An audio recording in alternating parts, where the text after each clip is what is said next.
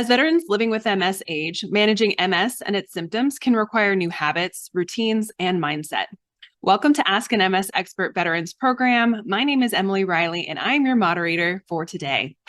I am a proud Air Force wife, certified personal trainer who teaches adaptive fitness classes for the MS community, and I've been living with MS for over 19 years. I'm currently located at Scott Air Force Base.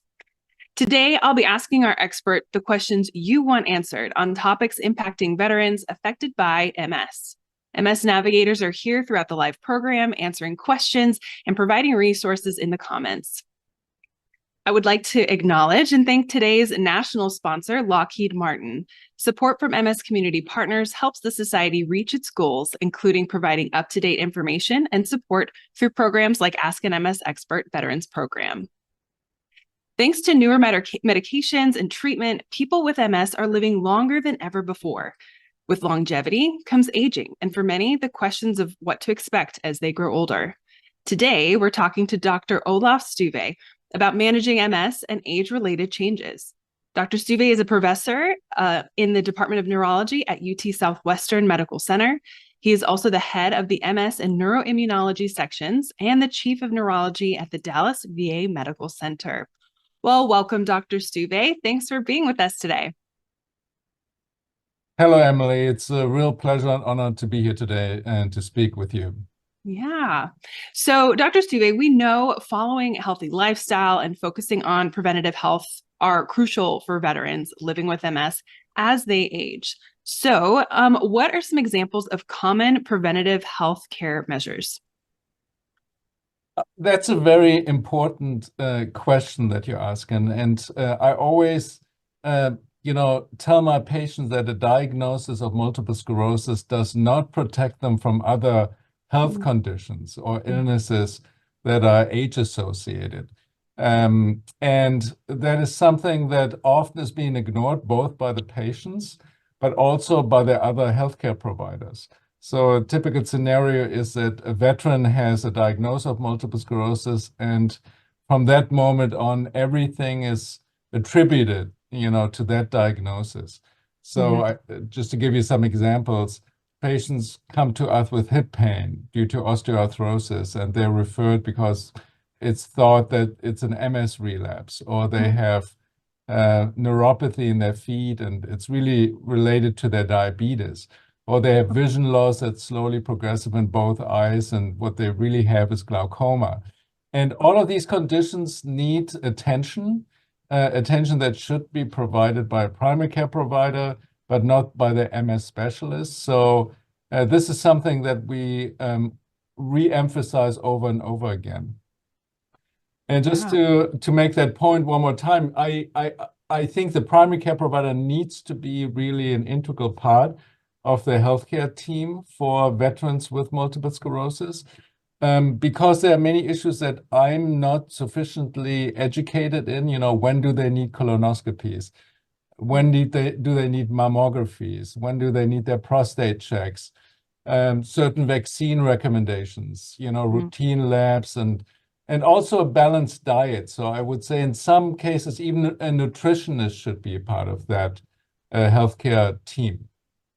Yeah, absolutely. Making sure everyone's involved in their care, not just MS. Yeah. So are there specific age-related recommendations for prevention that veterans living with MS can follow?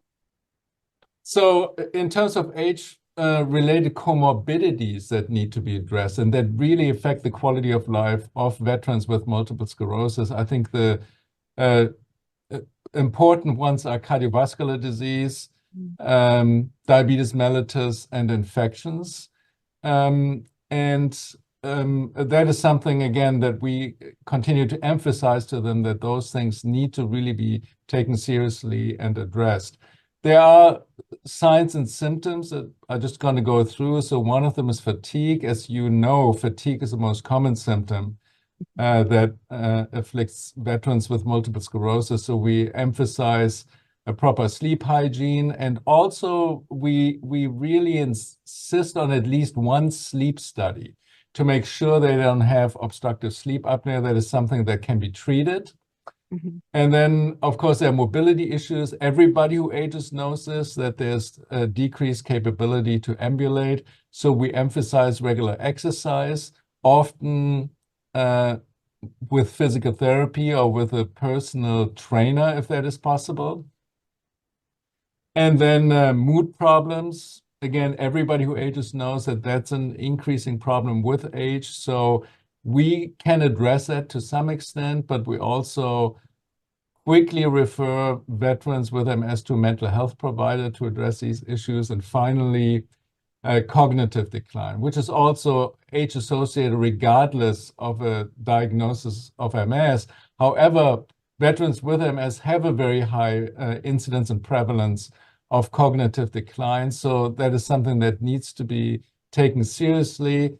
And again, exercise has been shown to be beneficial, stress management, which is done in our center by a psychologist, and also addressing mood issues, which is a main risk factor for cognitive decline.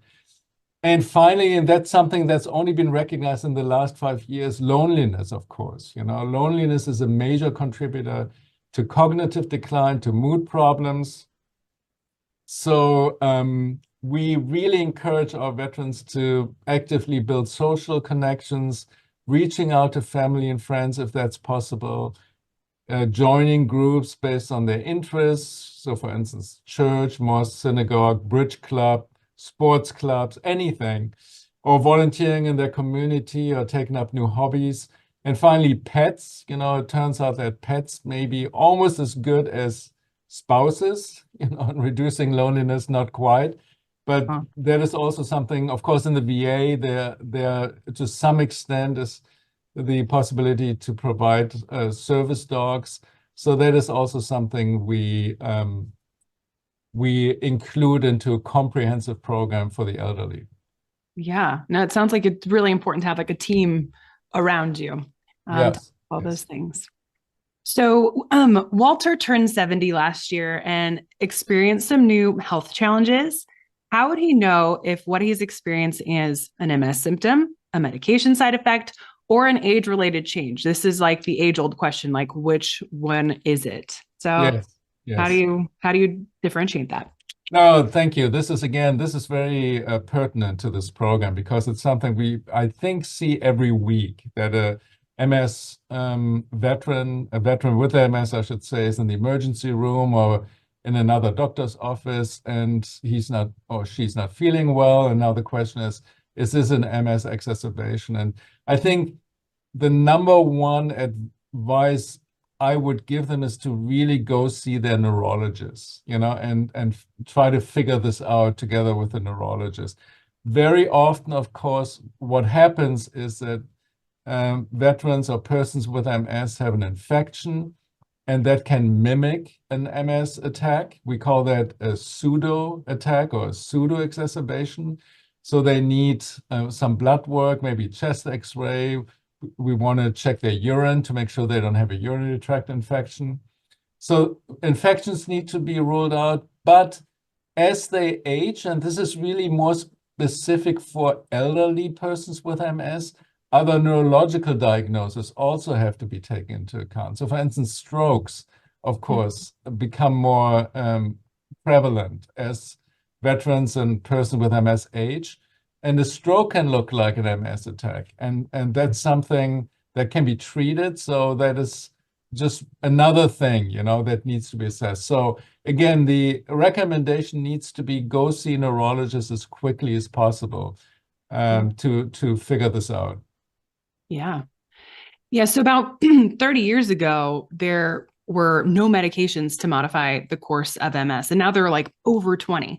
So with more people starting treatment early in their disease course, how has this impacted like MS progression and how people are aging with MS?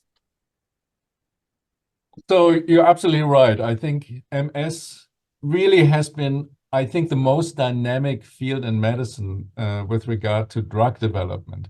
So when I trained, as you said, there were no medications. Now there are 24, I think, approved in the United States.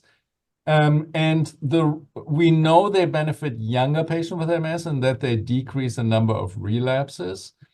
To what extent they ultimately prevent the accumulation of neurological disability is still not entirely clear and under investigation, but there are some data that really suggests that at least some of the medications do.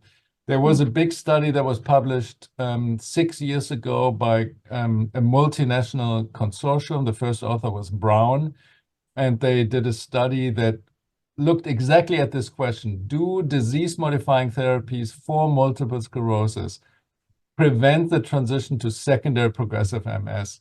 And they showed that the higher potency medications, if started early, indeed appear to be good at that. And that's why in our practice, for instance, we really emphasize early treatment. And my personal view is, and I should emphasize there are differences in opinion here, but not to wait, but really initiate therapy with potent agents early on for the exact reason that we're discussing, to prevent the transition to secondary progressive MS and really ultimately to prevent patients from accumulating disability. Yeah. Yeah, no, it's amazing to see the progress even in my own 19 years of living with MS. It's been amazing. So it'll be fun to see as research kind of continues. So as people with MS grow older, they may experience like immune or hormonal changes and other coexisting health conditions, also called comorbidities. So how does the immune system change as someone ages with MS? So I think most of what we know is in female persons with MS, or in women in general. As you know, menopause has been recognized as one time point at which, well, the biology and the health of women change, but also that of women with multiple sclerosis. So we know that after menopause, there are more mood changes. Women complain more of sleep issues and fatigue. There's an increased risk of cognitive problems, and urinary bladder function is often negatively affected. But in the last decade or so, it's really been recognized that it's not just women who undergo hormonal changes as they age, but there's also something called the male menopause, or I think a more accurate term is really the andropause. So that's something I think that's really now being established as a term in the medical literature. So men also really undergo quite substantial changes during their time, including, of course, men who have a diagnosis of multiple sclerosis. They gain weight. That's accelerated, this weight gain.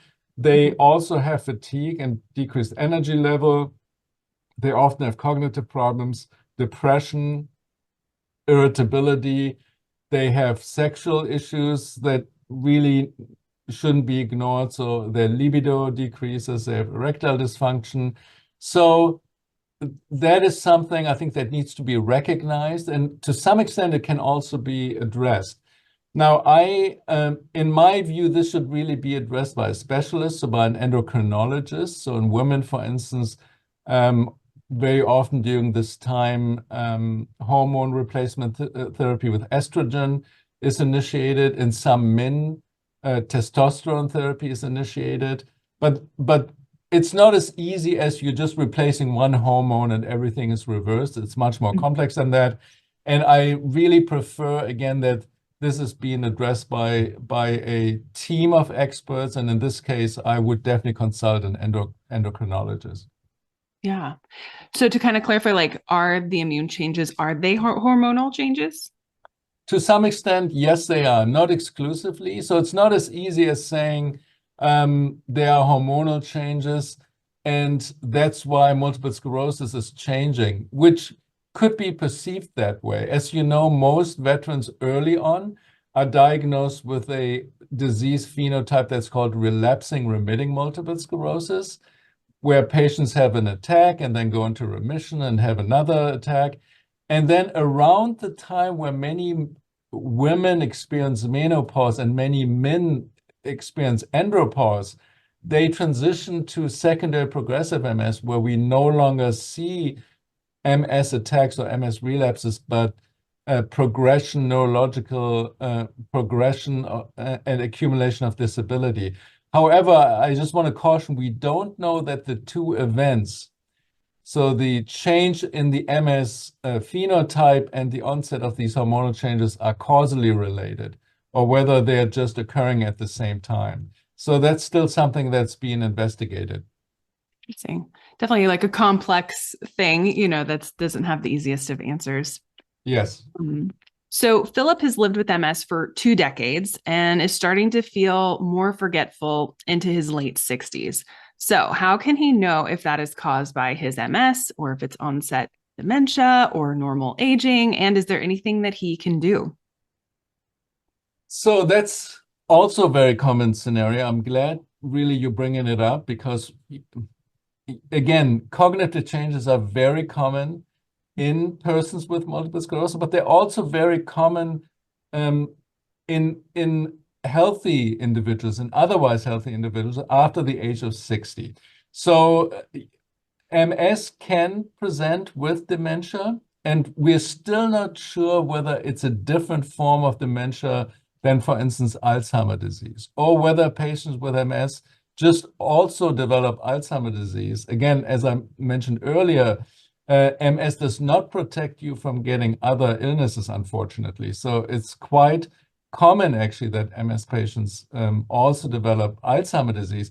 But in some patients, we're not quite sure if it's that kind of forgetfulness or dementia, or if it's a separate entity that's specific for MS. So in the VA system, fortunately, we have in most big VA medical centers, certainly here at the Dallas VA, we have a big team of neuropsychologists. And what we do, if veterans with MS complain to us or report of cognitive problems, we do something called neuropsychological testing, which is essentially a standardized test that takes between 2 and 3 hours. The veteran, we emphasize that they cannot fail it, but it gives us important information. Number one, it tells us, do veterans who complain of cognitive problems really have cognitive problems? And that may sound counterintuitive, but there are mood disorders that can present as dementia. For instance, depression, anxiety, PTSD, which are very common in veterans, of course, and which are treatable, right? But they're not treated like dementias, they're treated like mood disorders. So it's really important to tease this out. So that's really the first step in this algorithm, is to get neuropsychological testing, determine, do veterans have dementia? Do they have what we call pseudo-dementia, so like a mood disorder, for instance? And then the second piece of information that's provided by the testing is, how can we treat the underlying condition? I already said if it's PTSD or anxiety, there are a lot of mood medication for that. If it's Alzheimer's disease, as you know, there are now 3 FDA-approved drugs for a patient with Alzheimer's disease. So that's how we typically approach this. That's great. Yeah, I remember I was experiencing some cognitive challenges and I had a neuropsych test done to kind of give me a baseline so that in the future I could see if there were any like deficiencies. And it was definitely thorough. And I think it's a really important thing for people to ask their doctors about, for sure. Yeah. You had mentioned earlier about hormonal replacement therapy, and Deanna is almost 50 and has progressive MS, and she's curious about the use of hormonal replacement therapy during menopause. So what are your recommendations? So one thing I should say first is that, for reasons that are, again, not completely understood at this point, is that veterans, compared to the general population, appear to have a somewhat higher risk of hormonal changes. And that may be associated with their, military experience, which may have been traumatic to some extent, or other events during their military service. Again, it's not really fully understood, but it's something that needs to be taken into consideration, because it could be causally related to how they feel. And so hormone replacement therapy may be one part of the treatment regimen that is indicated.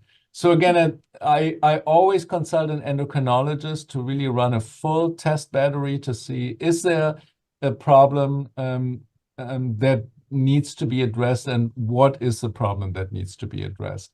So again, we never do this in our MS clinic. It always leads to a referral to a specialist, to an endocrinologist. Okay, that's great. So George wonders what the most common chronic health conditions that a veteran living with MS may experience as they age, and how is having a comorbidity different from just a complication of MS? So the most common comorbidities in elderly people, and that's not specific to persons with MS or veterans with MS, is cardiovascular disease, infections, and certain sort of cancer. So we know that age is the #1 risk factor for both cardiovascular disease, but also stroke. So that needs to be addressed. Some of that risk is preventable through lifestyle modification. So no smoking, exercise, a healthy diet, for instance. Infections, that is something that needs also to be taken quite seriously, especially because in the United States, more than 70% of persons with MS are on disease-modifying therapies, all of which affect the immune system to some extent, and some of which increase the risk of infections and also worsen the outcomes of infections. So in the elderly who are already at an increased risk for infections and at a risk for worse outcomes from infections, that is something we have to be really vigilant about. And finally, as I said, there are certain type of cancers that increase with age: breast cancer, colon cancer, prostate cancer, melanoma. And what I said about the therapies and infections also applies here. The data are not clear that specific disease-modifying therapies increase specific forms of cancers, but it's very plausible, again, that if you suppress the immune system, that you overall increase the risk of cancer, or that the outcome from cancer could be worse if those therapies are continued once the diagnosis of cancer is made.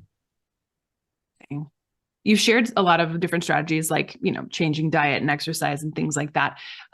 What are some other strategies and treatments to reduce the chance of developing some of these comorbidities with MS? And how does the VA offer? Do they offer any support programs for things like this? So again, to prevent these comorbidities, I talked a little bit about preventing cardiovascular disease. Cancer screening is, of course, something that's also taken very seriously in the VA system. So there's a checklist for every veteran, which has age-related checkpoints, that the veteran is made aware of, and these tests are then being implemented. I talked about vigilance for infections. So again, every time a veteran comes in and says, "I don't feel good, something's going on, I think it's my MS," it should automatically prompt an infection screen. So at least some blood work, maybe a chest X-ray, and also checking the urine for a urinary tract infection. Those are kind of the standard procedures that are standard of care in the community and also in the VA system. Great. And are there any other programs, I don't know, that can help patients with some of these things? So there are within the VA, and this is really VA specific, there's a VA passport to whole health. It's a booklet. And the VA GeroFit program, there's a website that you can Google. And both of these initiatives, I think, are very good. They're very comprehensive and provide veterans, I think, with a very good and broad overview for veterans, aging veterans with multiple sclerosis. Yeah. Well, and I love to hear that there's checklists. I know the people in the military used to checklist, so having that as a part of their healthcare plan is also really great. Yes. So Sheila was diagnosed with MS during active duty almost 30 years ago, and she's turned 65 this year and has heard of other veterans with MS aging out of their disease-modifying therapies. And she wonders if her MS has been stable and could she do that? And I'm really glad she's asking this question because I was curious about this as well. Yes, that's another topic that I think is very important. It's also somewhat controversial. So again, there are 24 medications that reduce the number of relapses over time, and also the number of MS lesions, we call them, on the brain MRI scan over the time. And those are both events that we commonly refer to as MS disease activity.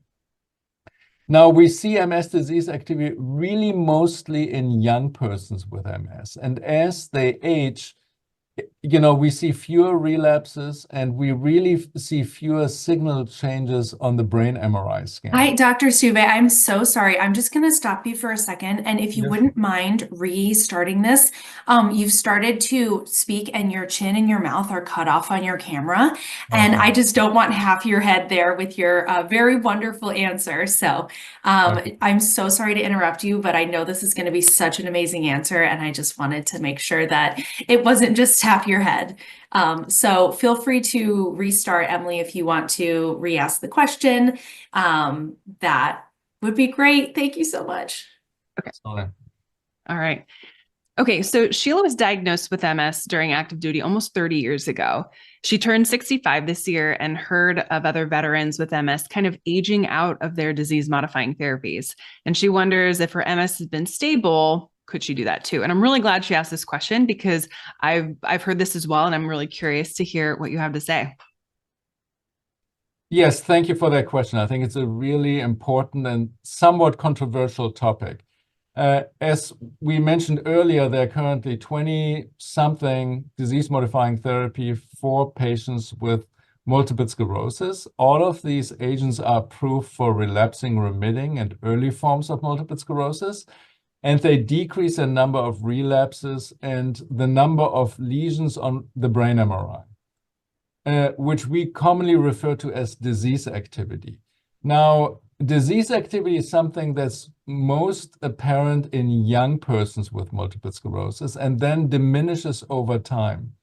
So in middle-aged individuals with MS, let's say individuals who are 45, 50 and older, we hardly ever see relapses, and we also rarely see new lesions on the brain MRI scan. So that brings up the question, do we then still need to treat with these disease-modifying agents if persons with MS in that age group no longer have relapses?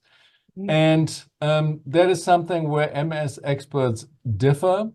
There was a study that was recently published by colleagues here in the United States. The lead author was John Corboy at the University of Colorado in Denver.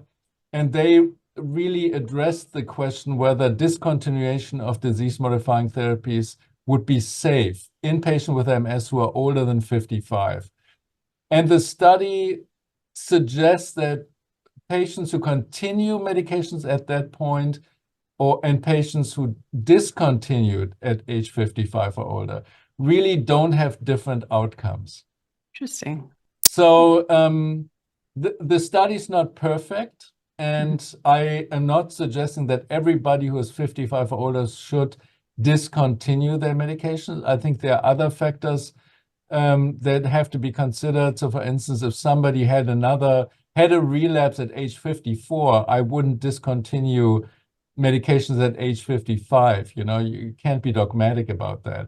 But we discontinue medications in that age group in veterans who haven't had a relapse for 10 years or more and who haven't had new lesions on the MRI for 10 years or more. And then we follow them very closely to see if there may be disease rebound or reactivation.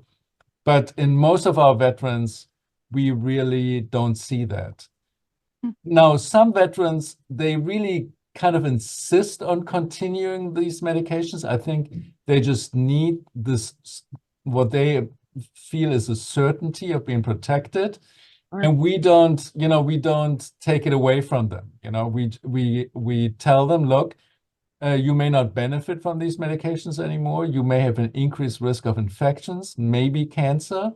But if you feel very strongly that you need to be on a disease-modifying therapy for for your well-being, we continue it and bring this up regularly in the future with these veterans.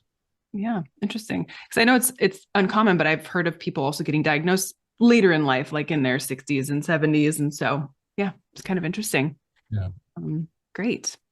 All right. So as we know, MS is a lifelong disease. And so actively preparing for the future is essential. And so Karen knows that there are many things to plan for as she ages, like home accessibility, financial management, home or even long-term care, and end-of-life directives. And she's feeling really overwhelmed. So where should she start? And are there VA resources to help her?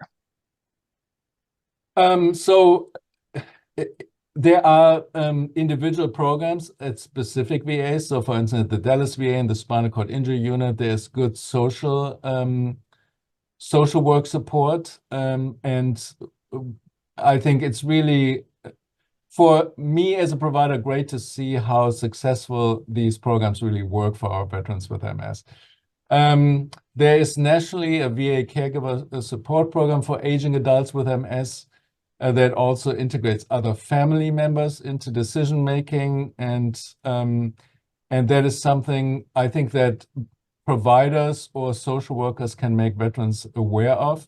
I think it's a very good resource for aging veterans with multiple sclerosis. Great. Wow. Well, today's program has been so good. You have shared some really helpful insights about aging as veterans who are living with MS. And so when we think about all the things you've mentioned today, what would be your top takeaway that you'd like for our viewers to remember and use? I would maybe just point out two of the things that we talked about. So the number one issue that sounds intuitive, but I just want to make sure all the veterans follow this recommendation, is that they should see their neurologist or their clinical care provider in their neurology clinic regularly. So even if they feel good and they think everything is under control, I think it's still important to see their neurologist regularly to make sure things are really going as expected. Also, some veterans don't see their neurologist because things are not going well. They're giving up hope and they kind of become really reclusive and sit at home and get worse. So see your neurologist at regular intervals, 6 months, 8 months, whatever is possible and convenient and recommended. That is really important. And the other issue that to me is very important, establish care with the primary care provider. I just want to say it a third time. Having a diagnosis of MS does not protect a person from having other diseases or health conditions. So everybody needs a primary care provider for health maintenance and to address comorbidities that occur in everybody with advanced aging. Those are, I think, the main 2 points. Amazing. Awesome. Well, thank you so much for being with us today, Dr. Stuve. Today's program survey has now been posted in the chat for your feedback. Please take a minute and complete it to help us create programs and topics with you in mind. Please be sure to visit the Society's website for information and resources on MS, connection opportunities, and ways to get involved. You can also connect with an MS navigator to receive personalized support by phone, email, or through the Society's website via chat. The recording will be made available on the Society's website at nationalmssociety.org/MS Expert and on Facebook and YouTube. Thanks for joining Ask an MS Expert Veterans Program, and we'll see you next time.